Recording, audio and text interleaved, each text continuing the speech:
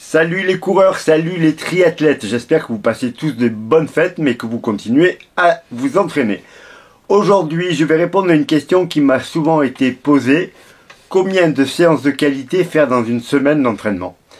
Alors je vais faire une réponse de Normand, ça dépend combien de séances vous faites en tout. On va commencer par les gens qui courent le moins, c'est-à-dire ceux qui courent 2 fois par semaine. Il y a des gens qui courent que 2 fois par semaine. On va dire que c'est beaucoup plus du loisir que de la compétition, mais c'est pas pour ça qu'on n'accroche pas les dossards. Et là, c'est très simple. Si vous courez que 2 fois par semaine, vous ne devez faire que de l'endurance fondamentale. C'est ce qui va vous permettre de vraiment progresser sur du long terme. Et en même temps, vous allez acquérir une base qui pourra vous servir le jour où vous allez rajouter des séances. N'allez pas faire du fractionné, n'allez pas vous mettre minable. Vous courez endurance fondamentale. Si vous n'avez aucune notion, je vous rappelle que c'est ce qu'on appelle le blabla run. Vous pouvez tchatcher avec n'importe qui et ça va bien se passer. Ça veut dire que vous êtes capable de respirer normalement. Après, on va passer aux coureurs qui s'entraînent 3 fois par semaine. On va reprendre ce qu'on vient de dire pour les coureurs précédents. Déjà 2 séances d'endurance fondamentale. Alors 3 séances, c'est le premier step pour commencer à bien s'entraîner. Si vous préparez un 10 km, pourquoi pas faire 3 séances si c'est le début. Après vous voudrez en faire plus, mais 3 c'est pas mal. Pour un 10 km ça peut suffire. Donc si vous faites 3 séances d'entraînement, par exemple, vous pouvez faire vos 2 séances d'endurance fondamentale et ensuite on peut inclure une séance de qualité. Alors c'est quoi la séance de qualité?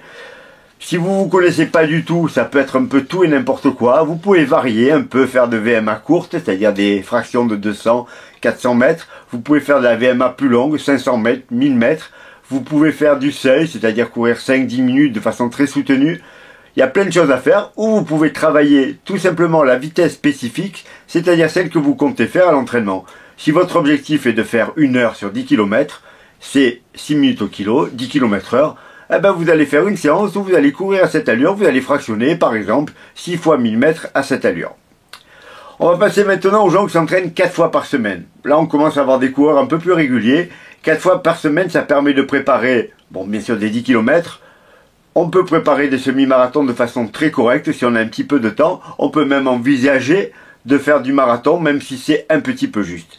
Quand on fait 4 séances par semaine, on peut tout à fait conserver les 2 séances en endurance fondamentale, mais là on peut effectivement marquer le coup et faire 2 séances de travail dans la semaine. Alors bien sûr pas consécutives, hein.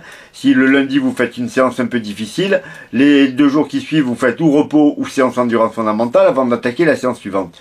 Qu'est-ce que vous faites dedans? Vous pouvez déjà faire ce qu'on a dit tout à l'heure, une séance d'allure spécifique, c'est-à-dire que vous allez travailler l'allure que vous voulez tenir en compétition. Alors vous avez pu l'estimer par rapport à des performances passées, vous avez pu l'estimer par rapport à des tests, ou tout simplement par votre ressenti si vous n'avez aucune notion. Mais en tout cas, vous pouvez travailler cette allure, déjà pour voir si elle est correcte pour vous sur ces petites portions de travail. Ça vous permettra d'habituer votre cerveau et votre corps à courir à cette allure.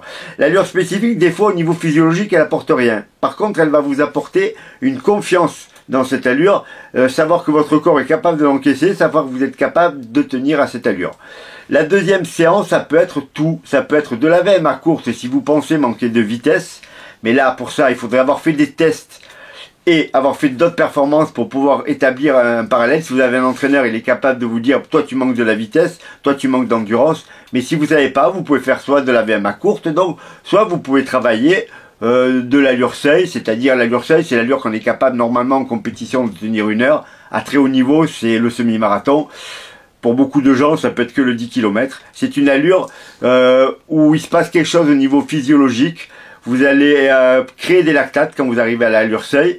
Et quand vous êtes en dessous de l'allure seuil, vous allez les recycler. Donc l'idée, c'est de courir à cette allure pour déjà la tenir plus longtemps à l'entraînement et puis que au fur et à mesure cette allure soit plus rapide. En gros, c'est augmenter le pourcentage de VMA que vous tenez dans le temps. C'est très très important comme allure. Moi, c'est une allure qui est primordiale dans mon travail auprès de mes coureurs et pour moi. On continue sur la vidéo puisqu'on ne parle pas d'allure, là on parle plutôt de nombre de séances. Si on passe à 5 séances, on garde le même schéma, uniquement 2 séances de qualité et on va faire une 3e séance en endurance fondamentale. Si on passe à 6 séances, là on a le choix. Soit on rajoute encore une séance en endurance fondamentale, soit on rajoute une séance de renforcement musculaire. Des fois, il vaut mieux faire autre chose que d'aller faire une séance de course à pied de plus. c'est quoi le renforcement musculaire? Alors ça peut être du renforcement musculaire qu'on fait tous les jours, mais là je parle pas de ça. On parle plus de musculation. Vous allez faire de la musculation avec des protocoles bien précis que vous pouvez trouver peut-être sur internet. J'ai fait une vidéo il n'y a pas longtemps là-dessus, où vous pouvez demander à votre coach. L'idée quand même en course à pied, toutes les études montrent que le travail avec des charges lourdes est intéressant, parce que vous allez prendre de la force, mais vous n'allez pas prendre de poids. Le but du jeu, c'est pas de devenir un culturiste, d'avoir des bras plus gros. Non, le but du jeu, c'est d'être plus fort, de résister à la fatigue et d'être plus performant. Si vous courez des marathons, par exemple, il est évident qu'en fin de course, ça vous sera utile.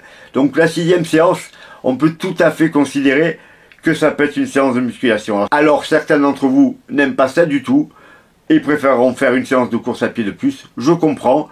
J'ai fait ça très très longtemps. Maintenant, je reviens à la séance de renforcement musculaire. Je reviens à la muscu. Alors, sachant que moi, je suis prof de muscu à la base au départ. À une époque de ma vie, je faisais beaucoup de musculation.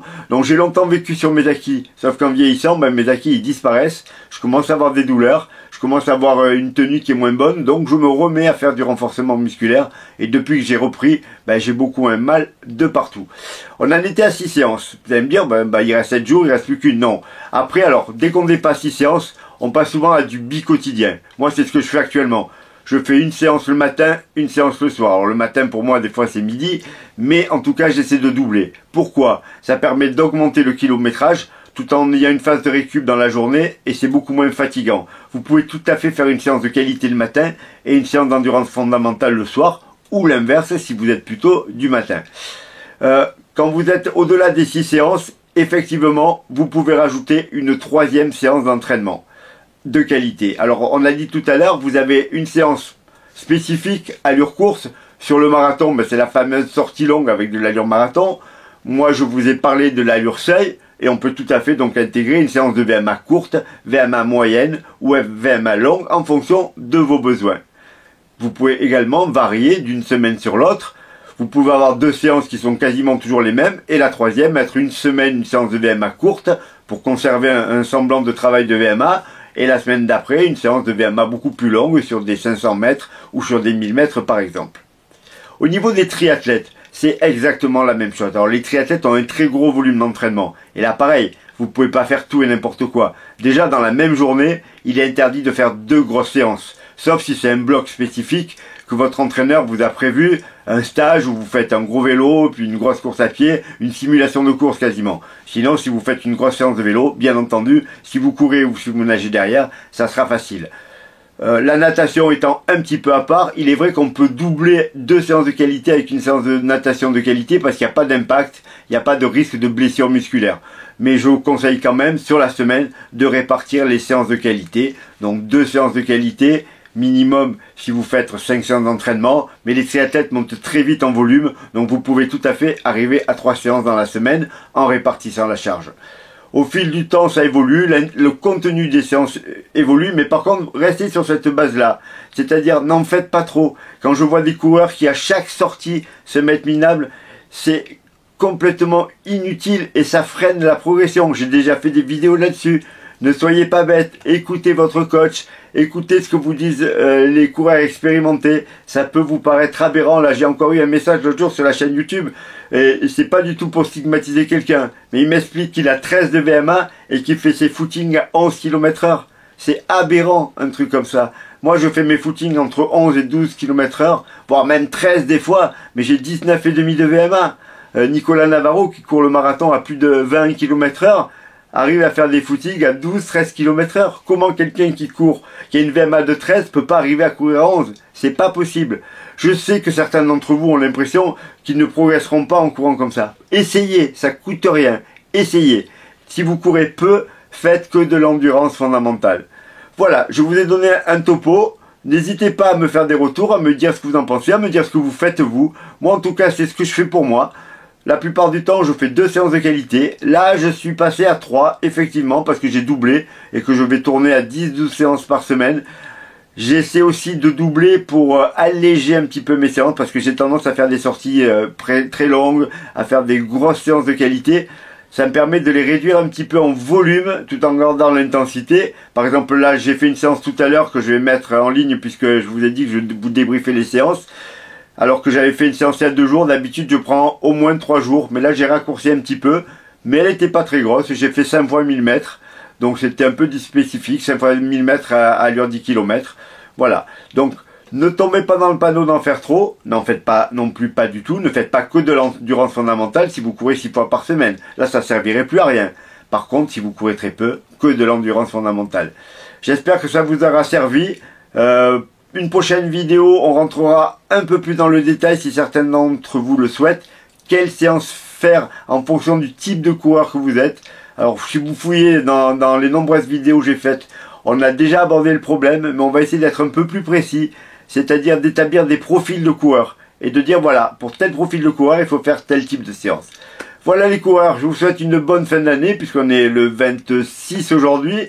Certains d'entre vous ont profité de cette semaine pour faire des coupures, pour partir au ski, pour faire plein de choses. Profitez bien, ne vous faites pas mal au ski. J'avais une de mes triathlètes qui était au ski aujourd'hui, j'avais qu'une peur, c'est qu'elle se fasse mal parce qu'on doit préparer le marathon de Paris, un demi-Ironman, un Ironman, et si elle se blesse, c'est une catastrophe. Heureusement, elle ne s'est pas blessée. L'année dernière, j'ai un de mes coureurs qui, sur la dernière séance de ski, alors qu'on préparait le marathon de Paris, m'a dit « Ah ben, dernier jour, tout va bien ». Il m'a rappelé quelques heures plus tard, il était à l'hôpital, il s'était fait le genou sur un saut, sur une bosse.